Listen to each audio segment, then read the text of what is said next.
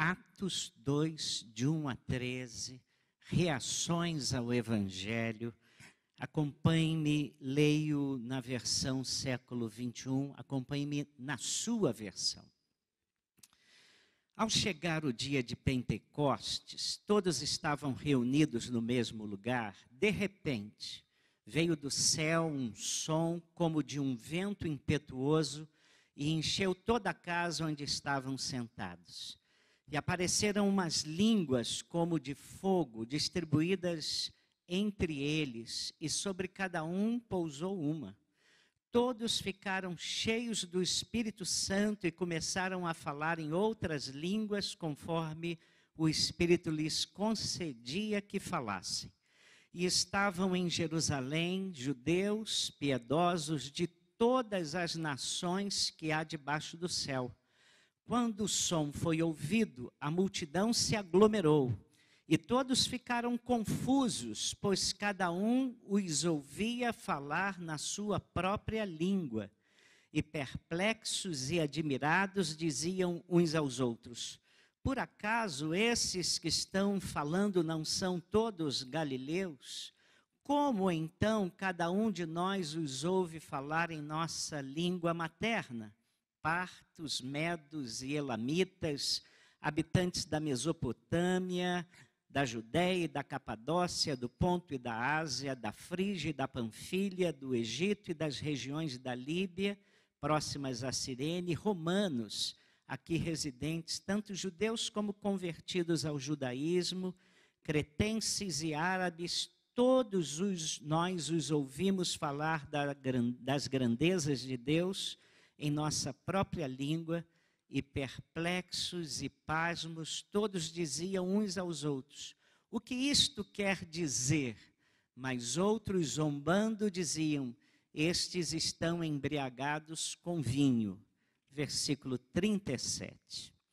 Ao ouvirem isso, eles ficaram com o coração pesaroso e perguntaram a Pedro e aos demais apóstolos: irmãos, que faremos? Pai, agora precisamos mais do que nunca que o teu próprio Espírito aplique essas palavras ao nosso coração.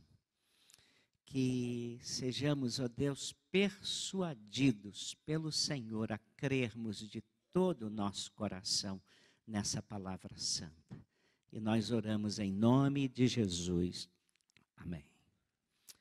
Lá no Evangelho de Mateus, Jesus perguntou aos seus discípulos: quem que vocês têm ouvido sobre mim? Eles dizem o quê? Quem eu sou? E vários disseram: tu és Jeremias, tu és um dos profetas, e vocês? E Pedro, num rompante, disse: tu és o Cristo, Filho de Deus vivo. E Jesus disse: sobre esta pedra, sobre esta base de que eu não sou um homem bom, que eu não sou apenas um profeta, que eu não sou um religioso ou um rabino, mas que eu sou o Cristo prometido de Deus, o esperado das nações, a minha igreja será edificada. E então Jesus disse que ele mesmo edificaria a sua igreja e que as portas do inferno não prevaleceriam contra ela. E um dos elementos que Jesus usou para que a igreja tivesse solidez, consistência, pudesse avançar, foi o derramamento do Espírito Santo. Os discípulos que andaram com Jesus, eles viveram duas experiências. A primeira experiência foi andar com Jesus e conhecer pessoalmente Jesus no ministério dele aqui. Jesus fez o ministério dele, morreu pelos nossos pecados, ressuscitou, foi glorificado. Mas Jesus disse: olha, para que a igreja se espalhe pelo mundo, a mensagem do Evangelho alcance o mundo, vocês vão esperar, porque o Espírito Santo vai continuar essa obra e eu vou continuar essa obra de evangelização agora através do Espírito Santo. E o que eu acabei de ler para vocês foi o dia em que o Espírito Santo, cumprindo a promessa de Jesus, se derrama sobre os discípulos de Jesus. E agora os discípulos de Jesus, eles têm essa experiência, conheceram Jesus pessoalmente e agora estão andando sobre a égide do Espírito Santo. Logo depois, nessa experiência, foi uma experiência fantástica, vieram línguas como que de fogo, e a gente vê que Lucas, narrando, ele está fazendo várias comparações, porque acontece uma experiência que ninguém tinha visto. Vem um vento como de um vento impetuoso. Umas línguas como que de fogo. Ele tenta fazer comparações para alguma coisa sobrenatural. E então, cheios do Espírito Santo, a igreja começa a testemunhar. E Jesus mesmo disse para eles: vocês vão ficar aqui e vocês vão esperar a manifestação do Espírito Santo para que vocês preguem com poder. Então, irmãos e queridos amigos, ser cristão não é o que eu chamo de adesismo. Eu saio de uma igreja e vou para outra. Eu era católico, me torno protestante. Eu era espírito, passo a ser católico. Eu era presbiteriano, passo a ser metodista. Eu era metodista, passo a ser assembleiano. Vida cristã acontece quando nós temos um encontro pessoal com Jesus e, consequentemente, o encontro com o poder do Espírito Santo. E vida cristã acontece quando, ouvindo o Evangelho, o Espírito Santo, nós abrimos o nosso coração e o Espírito Santo é derramado em nosso coração, através do recebimento de Jesus como Senhor e Salvador. Por isso, Jesus, conversando com um homem religioso, extremamente fanático pelas leis dos judeus, Jesus disse para ele: se alguém não nascer da água e do Espírito, não pode entrar no reino de Deus. Nascer da água, todo mundo sabia ali, porque naqueles dias quem estava lidando com água era João Batista. E João Batista só batizava quem se arrependia dos seus pecados. Tinha que se arrepender e crer que estava próximo o reino de Deus. Nascer do Espírito é essa experiência do Espírito Santo chegar no seu coração, entrar na sua vida, através da confissão do seu pecado e a crença em Jesus como Salvador. A outra coisa que eu preciso dizer para você é que vida cristã também não é ritual. Eu fico feliz quando eu vou estudar a Bíblia e quando a Bíblia não propõe nós vivermos de rituais. A Bíblia, por exemplo, fala em batismo. Batismo só faz sentido se você disser assim: eu entendi o que Jesus fez por mim no Calvário, como ele levou sobre ele o meu pecado e me lavou, ele me salvou, e por causa dessa ação espiritual de Jesus em mim, e porque eu creio nisso, eu quero me batizar. E Jesus disse que os seus discípulos deveriam se batizar. Era isso que eles deviam fazer. Mas eu, discípulo, entendo que batismo não é um mero ritual. Batismo é um testemunho público de uma experiência pessoal que eu tive com Jesus. Um sinal de obediência, um compromisso visível e público com Jesus. Eu digo sempre para as pessoas: olha, eu não batizo ninguém à meia-noite, de luz fechada, porta trancada, porque você tem que confessar para todo mundo que Jesus é o seu Senhor e seu Salvador. Foi isso que Jesus estabeleceu. E esse texto de Atos 2 fala como as coisas acontecem no meio da sua igreja, quando o sagrado se revela e quando Deus se manifestou de uma maneira especial na vida da igreja. E esse texto também nos fala de 4 reações distintas a tudo isso que aconteceu lá no dia de Pentecostes. Eu espero muito que você esteja nos 3 primeiros grupos não esteja nos 3 primeiros grupos. Aqueles que reagiram de uma maneira muito estranha ao que aconteceu em Atos 2, mas eu oro para que você esteja no 4º grupo. O primeiro grupo, ao ver esse relato, ao viver esse relato da descida do Espírito Santo, esse grupo é o grupo que quer entender como as coisas funcionam. Versículos 8 a 11.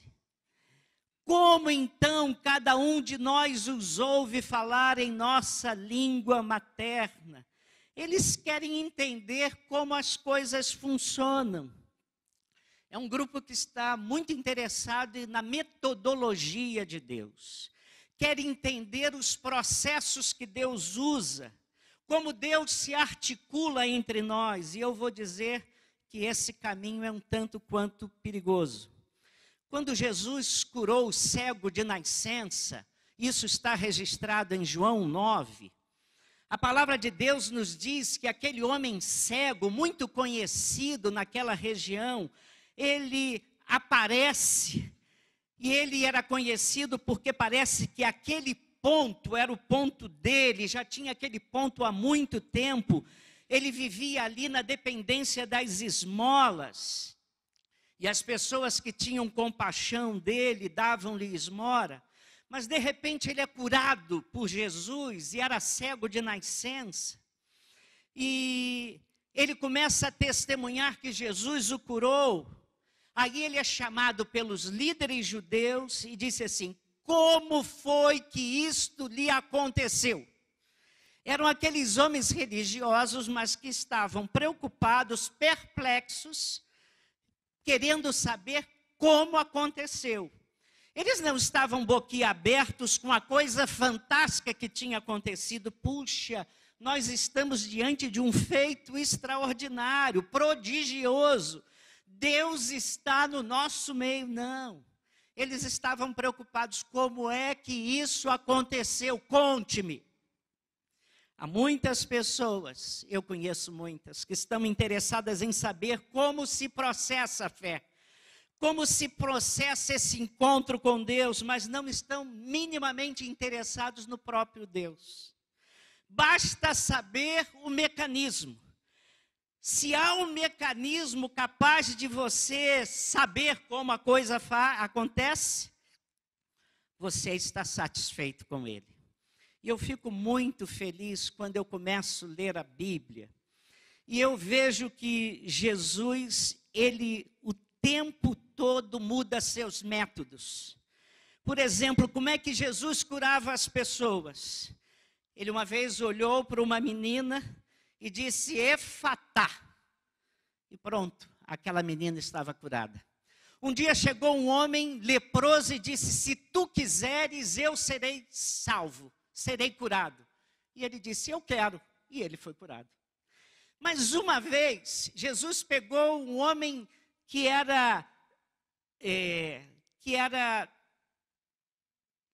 tinha problema na fala, e Jesus fez uma maneira diferente.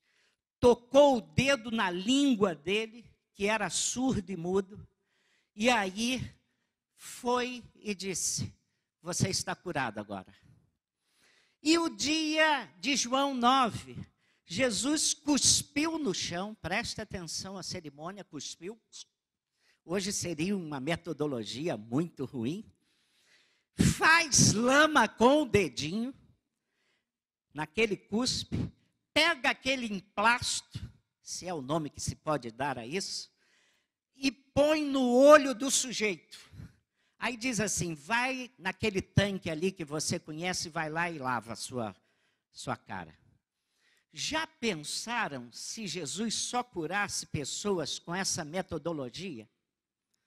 Nós teríamos a unção do cuspe santo. Nós teríamos a teologia do cuspe santo. E isso seria horroroso, irmãos. O que Jesus queria mostrar com isso? A gente fica tão preocupado, querendo saber os métodos de Jesus e não se atém ao mais importante, ao poder de Jesus, pegar a sua situação e agir com graça, poder e misericórdia nela. Antigamente eu li alguns livros e a pessoa contava experiências extraordinárias. E eu achava que eu tinha que ter a mesma experiência da pessoa, porque senão não teria a vida cristã que a pessoa tinha. Se eu não tivesse a mesma experiência, eu não seria tão crente quanto ela. Mas eu quero dizer, se você quer vir a Jesus, você não precisa sentir o choque interno que alguém sentiu. Você não precisa necessariamente ter a mesma experiência da pessoa. Para ter uma experiência válida com Deus, tem que acontecer assim. Não, Senhor. A sua experiência é sua e ponto. A palavra grega, traduzida por método, tem como raiz a palavra caminho.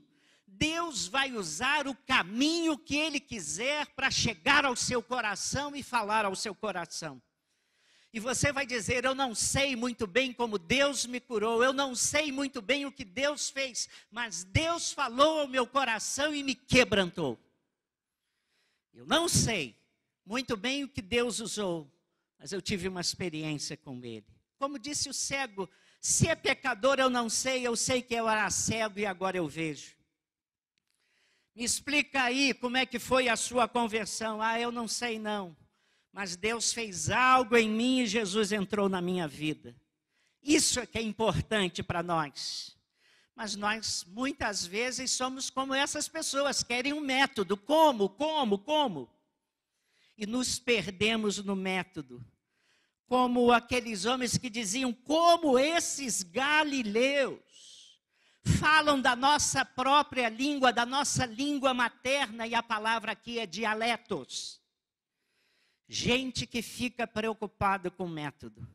Como é que se deu o derramamento do Espírito Santo? Eu acho fantástico o que é dito aqui. De repente, veio do céu um som como de um vento impetuoso e encheu toda a casa onde eles estavam. Eles estavam de pé, eles estavam ajoelhados, eles estavam orando, a Bíblia não diz. Não é isso que está aí. Se eles estivessem ajoelhados, nós diríamos assim, todo mundo tem que se ajoelhar para que o Espírito Santo se manifeste. Se eles estivessem orando como os judeus oravam em pé, tem que ficar em pé. Eles estavam assentados. Eu acho isso muito bom, porque nós sacralizaríamos a forma de receber o Espírito Santo. E diríamos que no reino de Deus as coisas só acontecem quando estamos ajoelhados. Se eles estivessem em pé, nós diríamos, tem que ficar em pé. Você entende agora esse grupo metodológico? O grupo metodológico nunca sai do seu lugar. É o pessoal do como.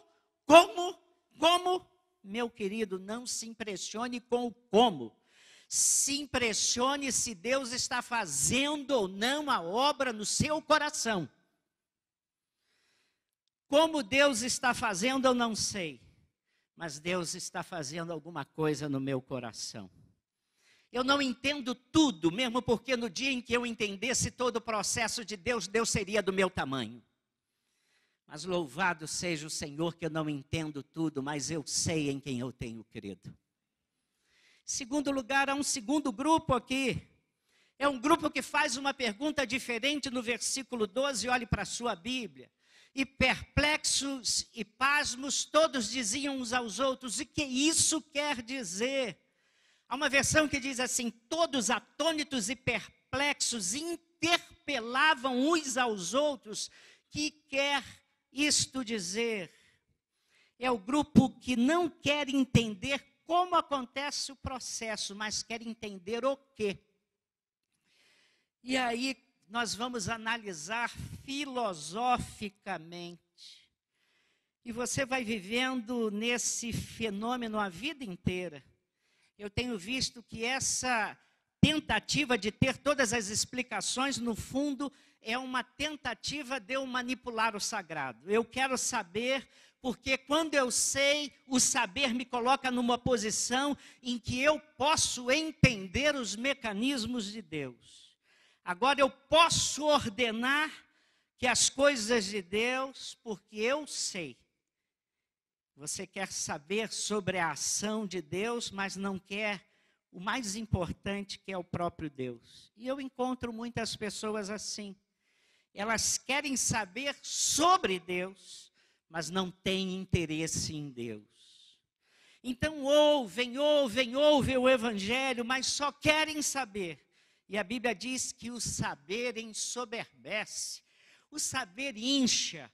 O saber, quando sabemos, ficamos convencidos, presunçosos, arrogantes. É o amor que edifica. Você quer um exemplo bem claro disso? Você conhece a história do Natal de Jesus? Você se lembra que apareceu uma estrela para os magos? Lembra? Apareceu uma estrela lá para os magos. E, irmãos, os escribas também estão envolvidos nessa história. Isso está relatado lá no início do Evangelho. No Natal de Jesus, os magos vieram da Babilônia, terra de gente feiticeira.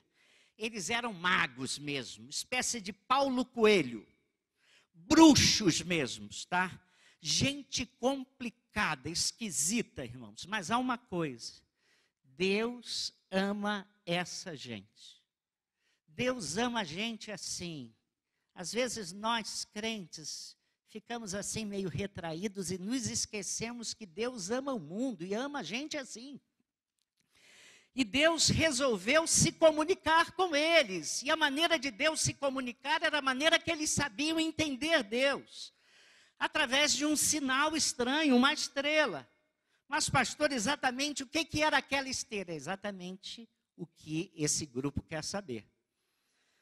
Esse é o ponto filosófico, porque aí a filosofia come solta.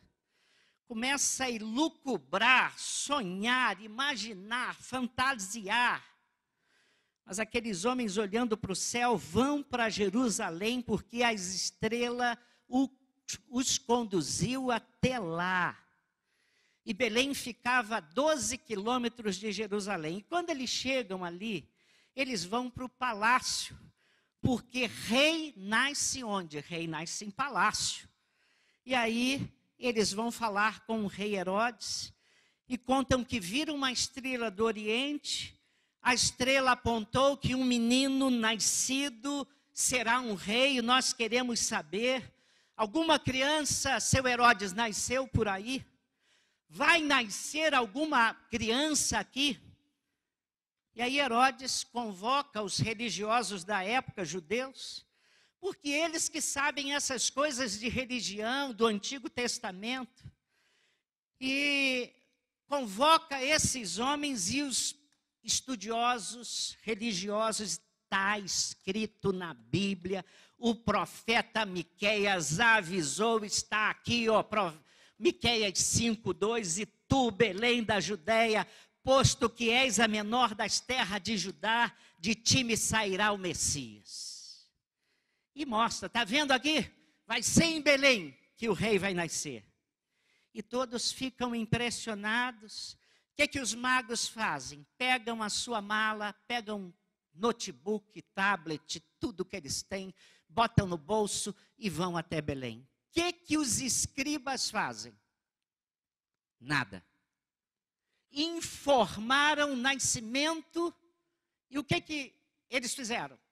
Nada. Eles não estão interessados no menino, eles não estão interessados no nascimento, não estão interessados no rei, não estão interessados no Salvador. Eles estão interessados em saber. Eles querem saber Sabe por quê? Eles só querem saber. É gente que faz perguntas só por perguntar. Eu tenho aprendido que nós cristãos temos que dar respostas a perguntas honestas. Mas essas perguntinhas de pessoas que não querem nada com Deus, não querem nada com Deus, mas querem entender Deus. Jesus nunca se preocupou em satisfazer esse tipo de mentalidade, nunca. Mas ele gastou tempo com pessoas que estavam sinceramente interessadas em conhecer o reino de Deus. Sabe por quê? Porque Deus não é objeto de estudo. Mesmo porque, como eu disse, no dia em que você conhecer tudo sobre Deus, o seu Deus é do tamanho de você. Não é para entender epistemologicamente os atributos de Deus. É para você experimentar, meu querido. E há grupos filosóficos, e eu não tenho nada contra a filosofia, que só ficam em que, e vão viver no que, mas vão morrer no que também. Mas houve um terceiro grupo, e pior do que esses dois. Aconteceu aquilo que aconteceu lá em Pentecostes, em Jerusalém. E o terceiro grupo, o pior de todos, no versículo 13, diz assim: não, outros zombando diziam, eles estão embriagados com o vinho. Outros, porém, zombando diziam, estão todos embriagados às 9 horas da manhã. Sabe por que esse grupo é o pior? Porque esse grupo interpreta os fenômenos de Deus de forma cínica. Eles olham o que Deus está fazendo, mas o que Deus está fazendo não gera neles uma atitude de assombro, de maravilha, de expectativa, de fascinação, nem de encantamento. Não. Essa ação de Deus gera neles uma atitude de zombaria. Está todo mundo bêbado aí. E eles começam a interpretar as coisas de Deus com atitude de gracejos. Contam logo uma piada. Nós conhecemos pessoas assim, inclusive nas nossas famílias. A Jane, minha esposa, tinha um tio chamado Walter, que quando a nossa família, a família da minha esposa, e eu me incluo nela, nós nos reuníamos para fazer culto. Ou naquela reunião social nós tínhamos um momento de oração, de gratidão a Deus. Como aquilo incomodava o coração dele. Quando o assunto era fé cristã, como a reação do tio Walter era zombar, falar de tudo aquilo sarcasticamente, a gente via como a nossa fé incomodava o coração dele. E aí passaram-se vários anos, eu passei uns anos fora do Brasil, e quando voltei, tenho a grata surpresa de ver o tio Walter convertido ao Evangelho e pregador do Evangelho. Eu tenho visto que muito do sarcasmo é uma espécie de para-choque. A pessoa bota o para-choque para que o Evangelho não penetre no seu coração. Mas um pastor, eu contando essa história, um pastor amigo falava do tio dele. O tio dele se envolvia com coisas pesadíssimas, e quando ele se sentia sufocado, ele pedia um SOS ao seu irmão, que era o pai desse pastor. O pai desse pastor, irmão desse homem, era um homem comprometido com Jesus Cristo. E esse tio, metido com coisas pesadas, ficava apavorado com coisas sobrenaturais e com manifestações de espíritos malignos. Então pedia ao mano crente que fosse lá na sua casa orar. E o pai dele ia lá orar e clamava a Deus, pedindo que Deus agisse com misericórdia ali. Aí, no outro dia, passado o sufoco, o pai voltava lá, e já não estava aquele homem contrito nem temeroso como ficou no dia anterior. E ele dizia assim, não, sabe o que é? Não é nada disso não, eu acho que eu estava impressionado. Acho que eram coisas da minha cabeça. As coisas sobrenaturais, as coisas eternas e as coisas de Deus nunca penetraram no coração daquele homem. E é assim que nós, nos tornando cínicos diante do Evangelho, corremos o mesmo risco de ficarmos olhando para essas coisas e interpretando-as como uma bobeira. Não, isso aí é uma coisa boba. Isso aí foi um momento de falta de bom senso meu. Foi exatamente isso que aconteceu com o apóstolo Paulo, quando ele estava pregando para o rei Agripa. Isso está registrado em Atos 26. Ele começa a testemunhar para o rei Agripa, e ele vai dizendo, rei Agripa, essas coisas que eu estou contando para o senhor não se deram com Jesus Nazareno num lugar obscuro, mas se deram entre nós. Todo mundo aqui sabe que isso aconteceu. E você, rei Agripa, você conhece os profetas. E Agripa tinha uma formação judaica, sabia a história do povo de Deus. Você sabe, você conhece. E enquanto o apóstolo Paulo está falando, o rei Agripa está com o olhão arregalado, olhando para ele, impressionado com aquilo que o apóstolo Paulo está dizendo, e de repente Festo, outro rei, interrompe e diz assim, Paulo, as muitas letras te fazem delirar, você é muito culto e está ficando meio abobado. Paulo então esquece Festo e passa a olhar para o rei Agripa de novo e diz, rei Agripa, você sabe que isso que estou falando não se faz em qualquer canto. Vá para qualquer canto do mundo e você não vai ouvir história como a história do Evangelho. São palavras de verdade, são palavras de bom senso, sim. Eu não estou louco, coisa nenhuma, Festo.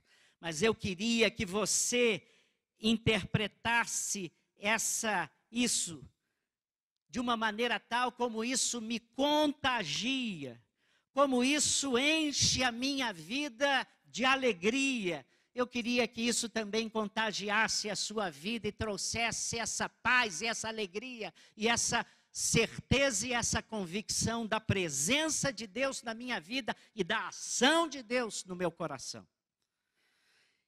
Mas eu só não queria estar preso, como eu estou. Ah, meus queridos, há muita gente que olha para as coisas de Deus cinicamente, mas há muita coisa de Deus séria acontecendo por aí. Há muita gente lidando com coisas espirituais, falando em nome de Deus. Nós temos pastores, líderes, que hoje nem temem mais a Deus. E pasmem, desculpe eu dizer isso, nós temos pastores e líderes religiosos que não se assombram mais com as coisas de Deus. E também há muitos crentes, membros de igrejas que perderam há muito tempo a capacidade de se impressionar com essas coisas. Mas nós não podemos perdê-las do nosso coração, porque nós nos tornamos assim cínicos. E há um último grupo, é o grupo do versículo 37, vai lá comigo, capítulo 2, versículo 37. Ao ouvirem isso, eles ficaram com o coração pesaroso e perguntaram a Pedro e aos demais apóstolos, irmãos, o que faremos? É claro que Deus está aqui, é claro que Deus está entre nós, o que nós vamos fazer com isso? Meus queridos irmãos, é isso que eu tenho pedido a Deus.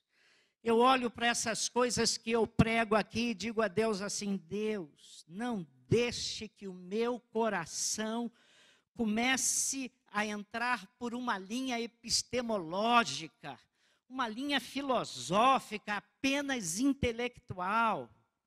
Eu olho para o Evangelho e peço a Deus para eu não me tornar um cínico aqui pregando para vocês. Eu olho para as coisas de Deus e peço que Deus me dê a capacidade de olhar para essas coisas com reverência, de perguntar depois de um sermão, de uma pregação, de uma leitura da palavra, de um tempo com Deus, de chegar para Deus e dizer: Senhor, o que o Senhor quer que eu faça com isso, Senhor? Senhor, pesa e prova meu coração, Senhor, e dá-me uma reação idêntica àqueles que já perceberam o teu agir e foram quebrantados. Quebranta de novo o meu coração. Eu peço a Deus que me leve a um quebrantamento outra vez, que eu não perca a lucidez da minha alma, o discernimento do meu coração, para eu amar ao Senhor e responder ao Senhor: Senhor, o que o Senhor quer que eu faça com o que eu sei? Com esse esclarecimento que o Senhor tem me dado, o que o Senhor quer que eu faça? Irmãos, o que o Senhor quer que eu fale? Porque quando nós perdemos a capacidade de nos sensibilizarmos para a ação de Deus por nós, em nós, nós perdemos a coisa mais linda do Evangelho.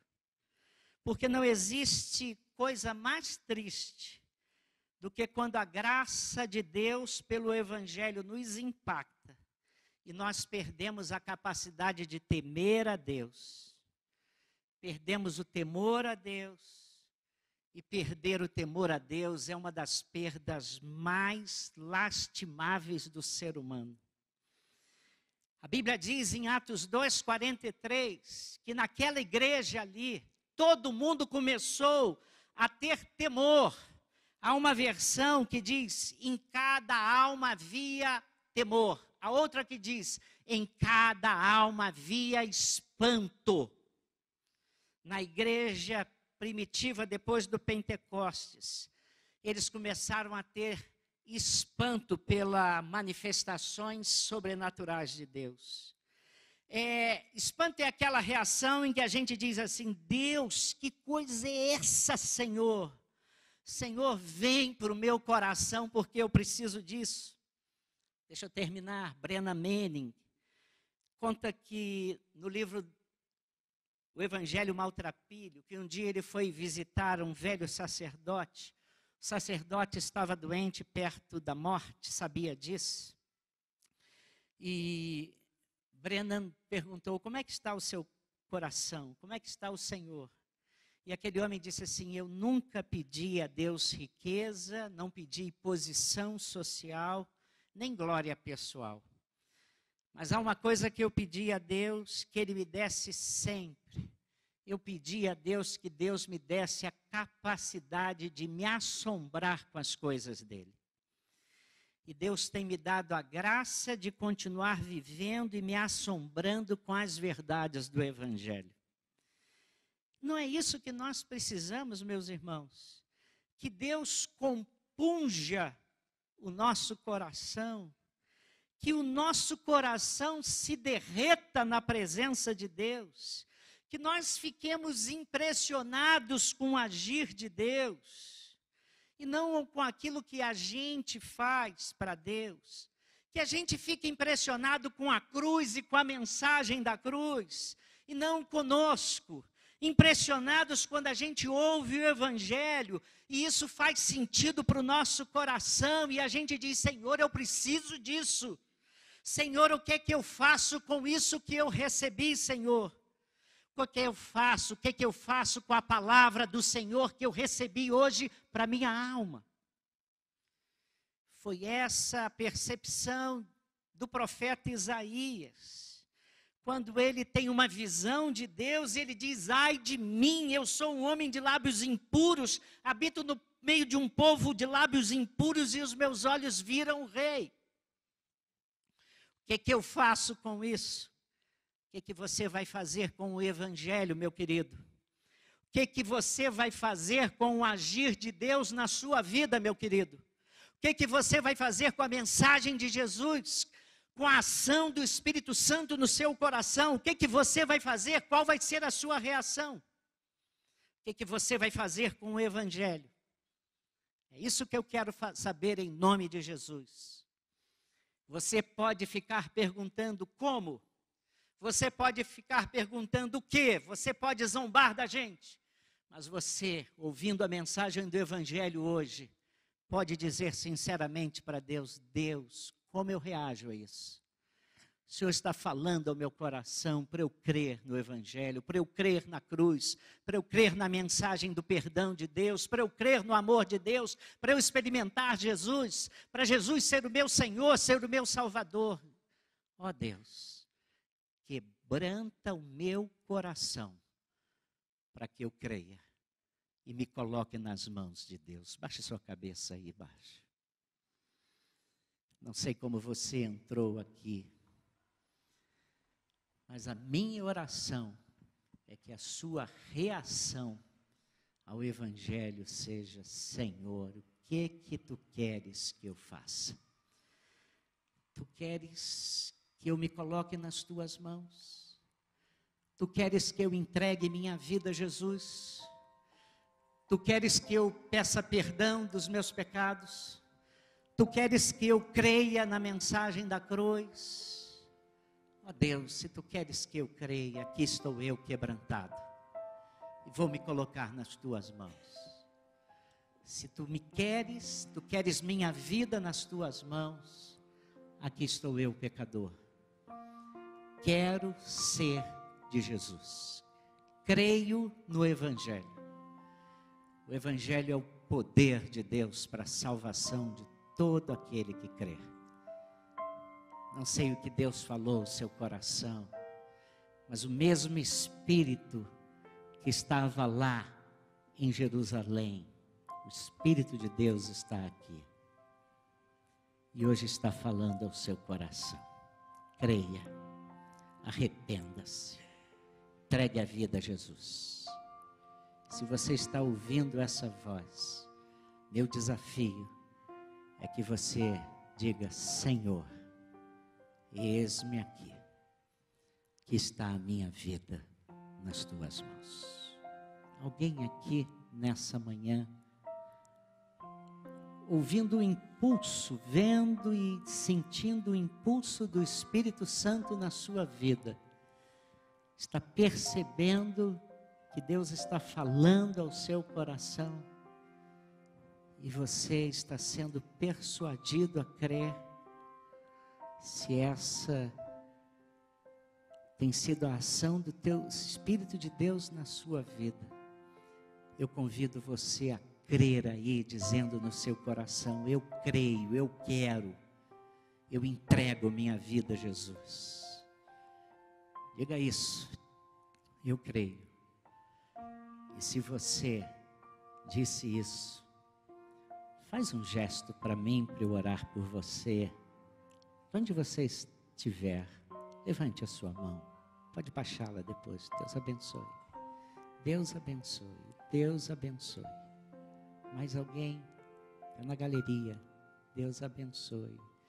Deus abençoe. Há alguém mais? O Espírito de Deus está dizendo: é hoje, é aqui, é agora. Você ser de Jesus. Está falando ao seu coração? Responda dizendo: eu creio. E depois de dizer isso, onde estiver, levante a sua mão. Deus abençoe. Pai, nós te louvamos pelo teu agir no nosso meio. Confirma, Senhor, no coração destes, que eles agora são teus, comprados por Jesus. Haja com poder, graça e misericórdia nessas vidas, e que elas vivam experimentando as muitas manifestações do teu poder e da tua graça, com seus pecados perdoados, lavados pelo sangue de Jesus, comprados pelo sacrifício perfeito delas, sob a égide, sob a influência do Espírito Santo, vivam uma nova vida com Cristo, para a glória tua, Senhor. Oramos agradecidos, em nome do teu Filho amado. Amém.